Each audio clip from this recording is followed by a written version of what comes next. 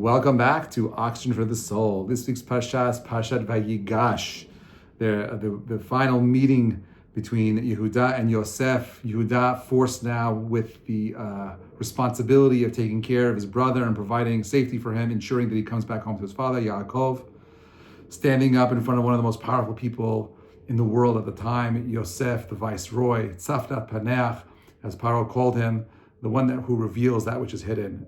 A formidable force, no question about it. Yehudah stuck, pushed to the corner, recognizing that he needs to do something to protect his brother.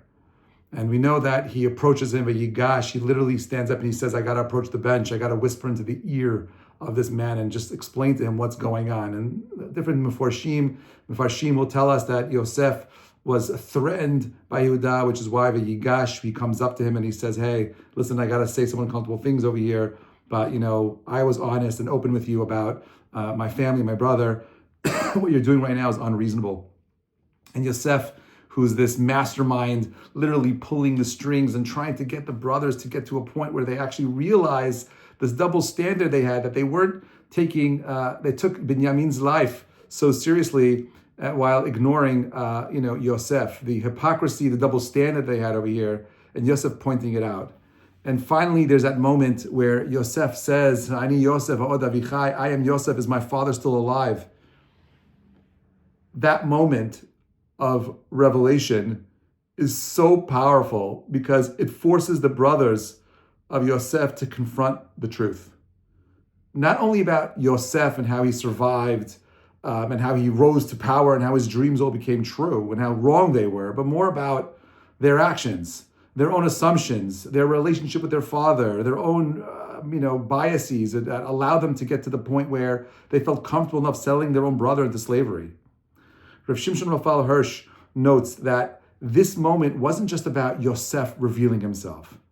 He says it was about the brothers facing their own guilt, helping them realize their failure to see the bigger picture of Hashem's plan. Yosef, revealing himself, came with no blame, didn't blame anybody. Instead, he says, it wasn't you, it was Hashem, it was God that sent me here, right? He's not looking to hurt them. He doesn't want to take revenge. He's saying, this wasn't you, don't worry about it. It's all Baruch Hashem, it's all God. Hashem figured it all out. We're all exactly where we need to be right now. This is a powerful lesson about emet.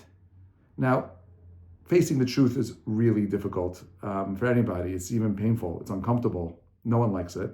But the purpose of revealing truth is ultimately, I believe, to bring healing, understanding. It's about unifying. How often do we make mistakes in life, and instead of admitting it, leaning into it, we try to make excuses and flip the whole thing around?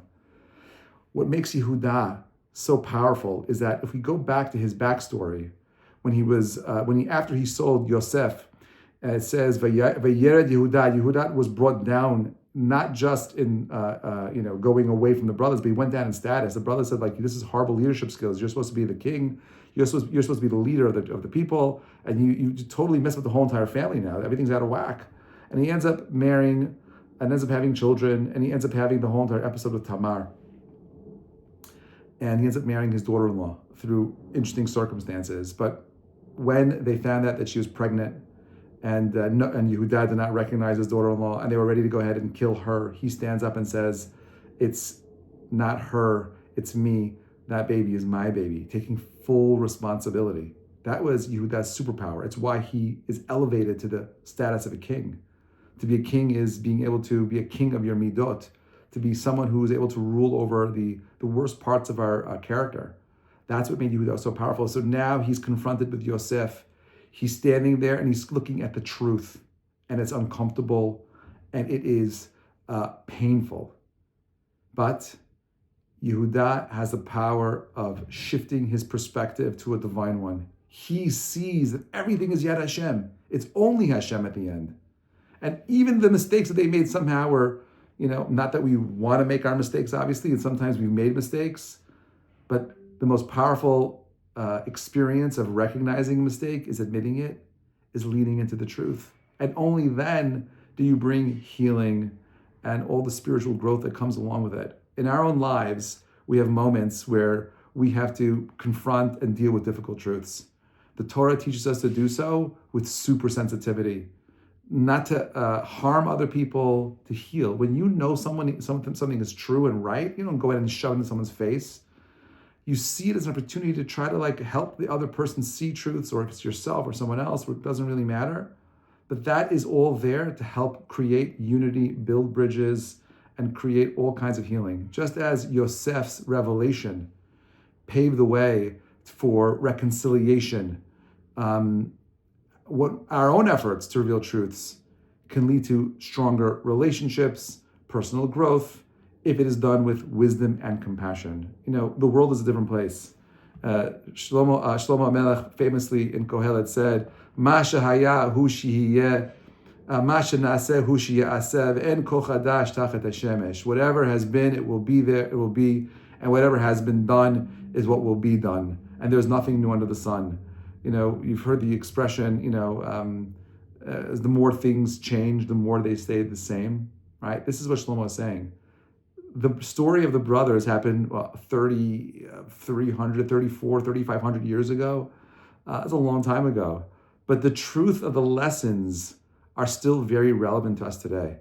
There's so much self-reflection, truth unveiling that has to happen in our own lives. We often weaponize it and use it as a gotcha. And in reality, these are moments of us seeing how God has created an opportunity for us to bring people together through humility and compassion. Hopefully, in that merit, we are able to bring that merit of compassion and truth into the world so that we could bring more light into this time of darkness. Hanukkah is over today. It's the Zod Hanukkah, the last day of Hanukkah. This is where the light burns the brightest at the end, right when it's about to go out. We still have a couple more months of winter months ahead of us, but the light of Hanukkah is to remind us that it is the darkness in the world that could only be dispelled through our positive actions. The greatest darkness is the darkness of the mind. The only way to get rid of that darkness is through truth. Wishing you all a Shabbat Shalom Mevarach. Thank you so much for listening. Looking forward to continuing the conversation. Shabbat Shalom.